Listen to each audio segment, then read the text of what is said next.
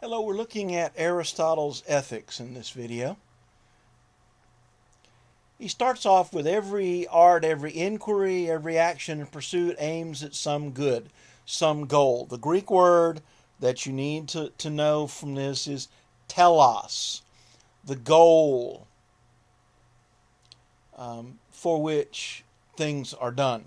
The end, as in the end justifies the means. And when it comes to our lives, there are a lot of goods that people strive for, but he thinks the ultimate goal is something that we choose for its own sake rather than as a means to a different end. If I ask why do you want a college degree, you're likely to say, well, because that will help me to get have a better career, make more money, etc. Okay? So what you're really pursuing is not the education itself, but something that you think the education will help you get. And what is it that we seek for its own sake? Line about 77. Such a thing, happiness above all else is held to be. This we choose always for itself and never for the sake of something else.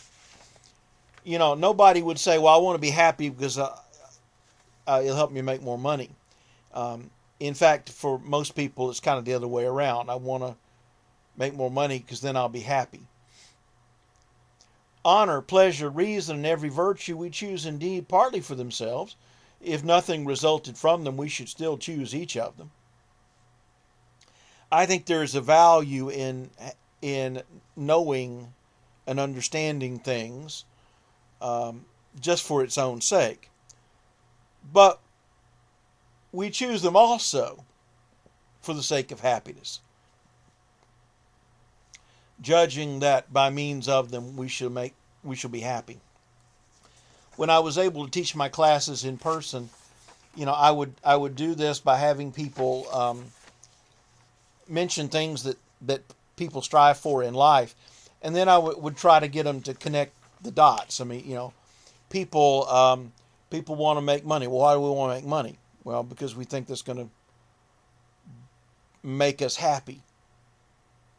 Why do people want to find love? Because they think that's going to make us happy. But if I ask you, why do you want to be happy? I always get a very different kind of answers because nobody wants to be unhappy. It's better to be happy than unhappy. So it's happiness that makes us, that is what we're striving for in life. But then he wants to say, well, what is it that makes for happiness? And his discussion kind of loops back and forth a couple times.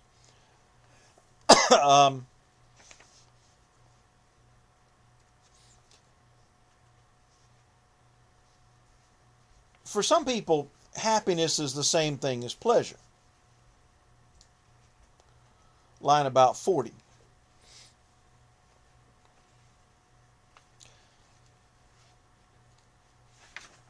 But Aristotle doesn't think so. Line about 90.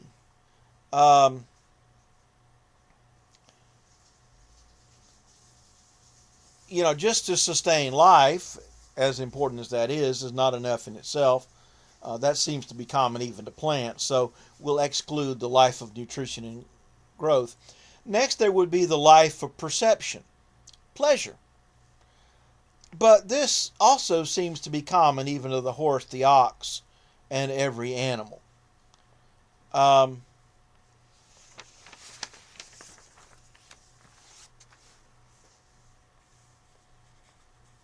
The desire for food, drink, and sex is not unique to human beings. And so, back to about line 42, Aristotle says the mass of mankind pursuing pleasure are evidently quite slavish in their taste, preferring a life suitable to beasts.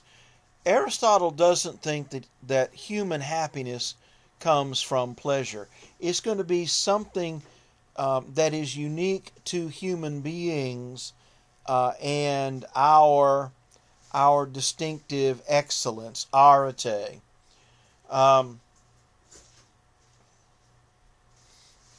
He also considers, line about 43, that people of superior refinement and active disposition identify happiness with honor, okay, with status.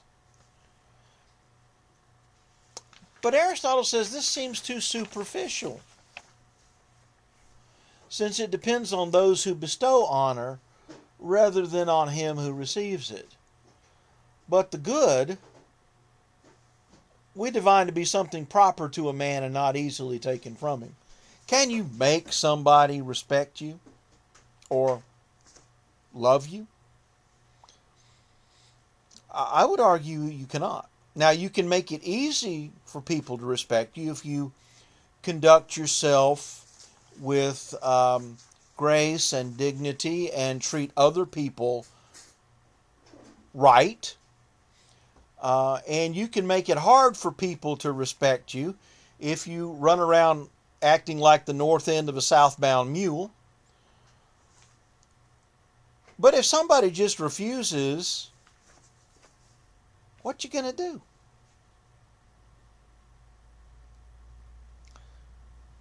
So, what is it that he thinks is peculiar to a person that is the human function? Well, what sets human beings apart for Aristotle, as for everyone in the Hellenic era, is reason, intellect.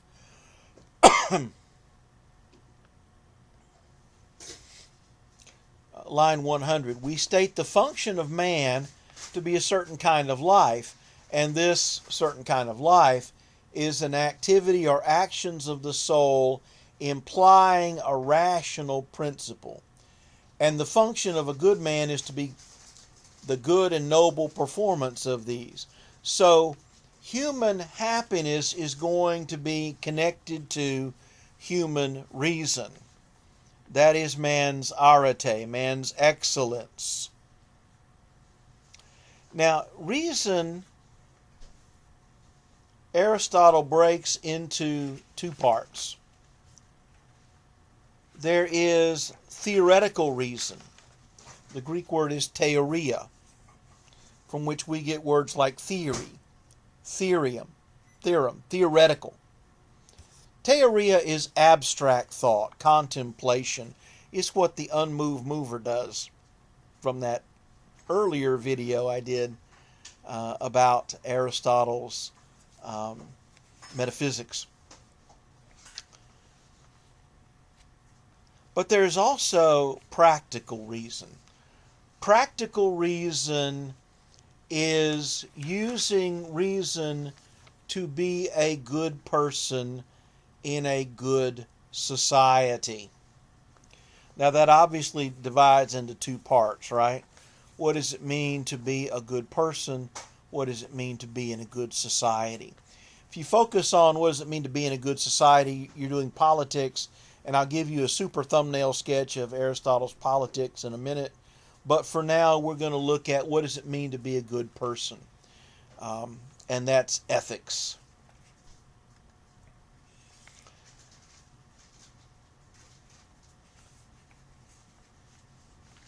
And Aristotle works with a list of classical virtues. Aretes. Courage. Temperance, which is moderation. Justice. And prudence. Prudence is practical wisdom. Look before you leap. Line about 220.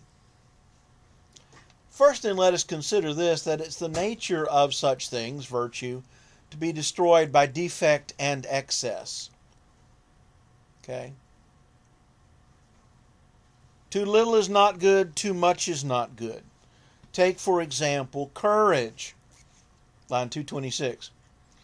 The man who flies from and fears everything and does not stand his ground against anything becomes a coward.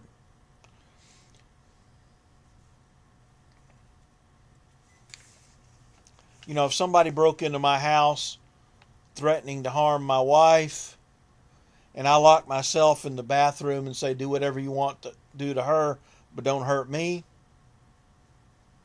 would you not call me a coward? Would you not say that I came up short when it comes to courage?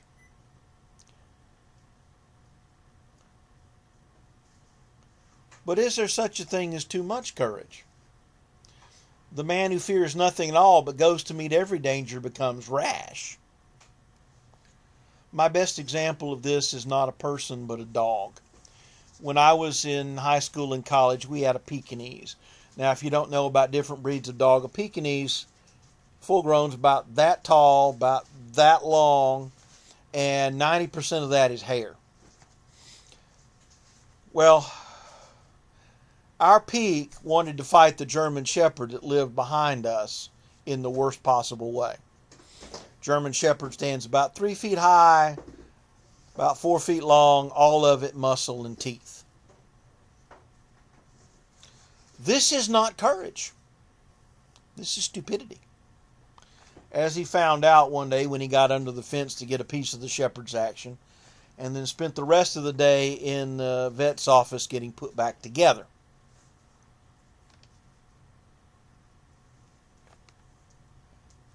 Similarly, the man who indulges in every pleasure and abstains from none becomes self-indulgent, while the man who shuns every pleasure, as boors do, becomes in a way insensible.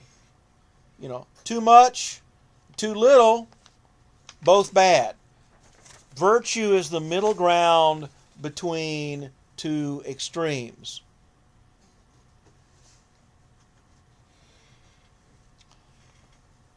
Line 285. Virtue is a state of character concerned with choice, lying in the mean relative to us as individuals. You know, the right amount depends on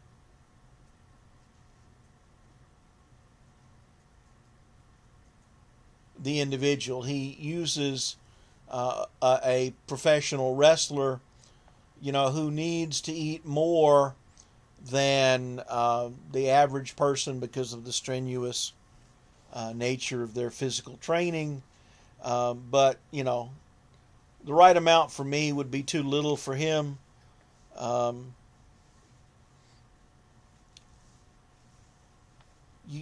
right amount varies, in other words.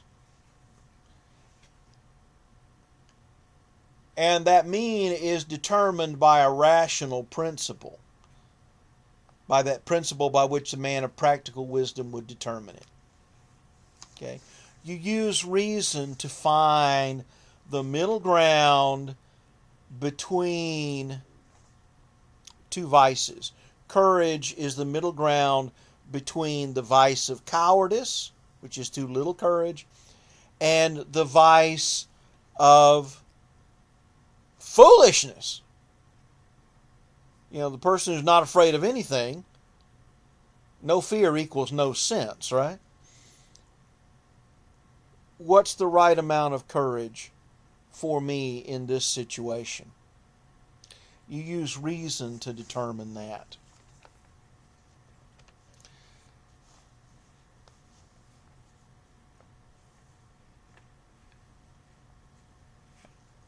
Now, that's kind of the basics of his ethics. His politics, for our purposes, is really pretty simple. A good society is one that basically does two things. One, it provides the leisure time that it takes to cultivate this life of reason and virtue. You know, you need time to reflect, to think about things. You know, if you're having to work, 12-hour days, you're not going to have time or energy to think about much. So a good society is one that provides the leisure time for reflection. It's also one that encourages people to strive for excellence in living, to be the best that they can be, that encourages people to be courageous and temperate and just and prudent. And I would love to stop at that point because I think that makes a whole lot of sense. But honesty compels me to go a little further.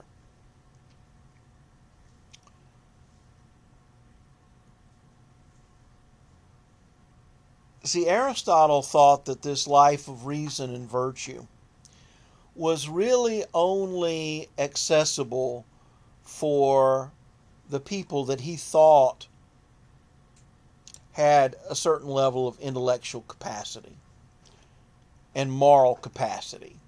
And that essentially meant aristocratic Greek males.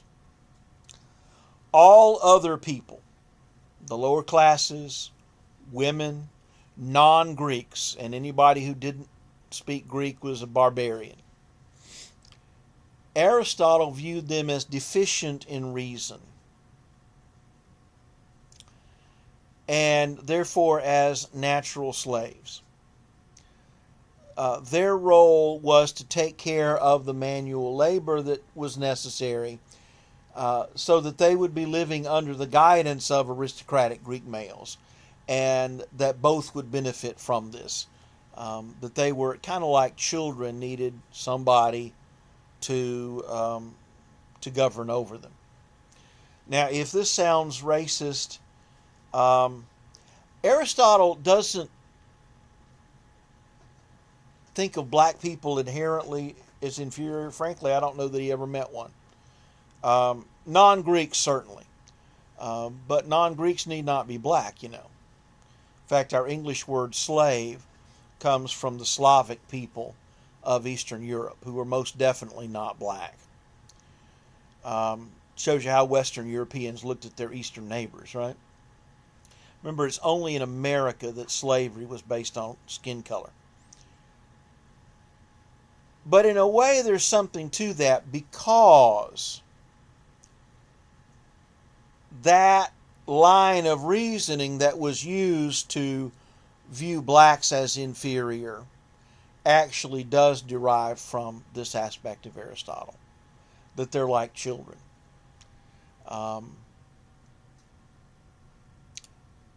So Aristotle himself was not racist in the modern sense, but his thought was certainly used by people who were.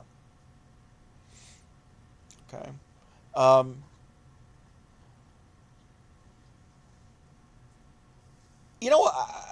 To be honest with you, I think what Aristotle does at this point is quite simply to uncritically accept the prejudices of his own society. And so it's kind of a cautionary tale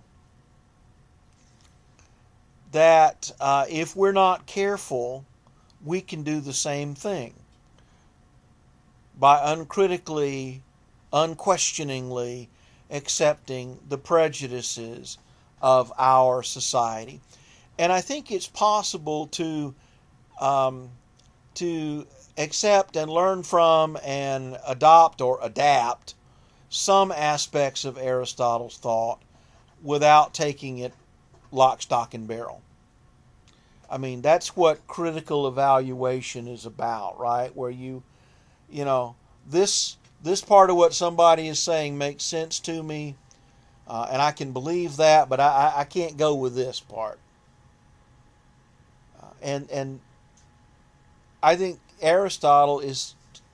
this is a failure of Aristotle the man, that he accepts without question the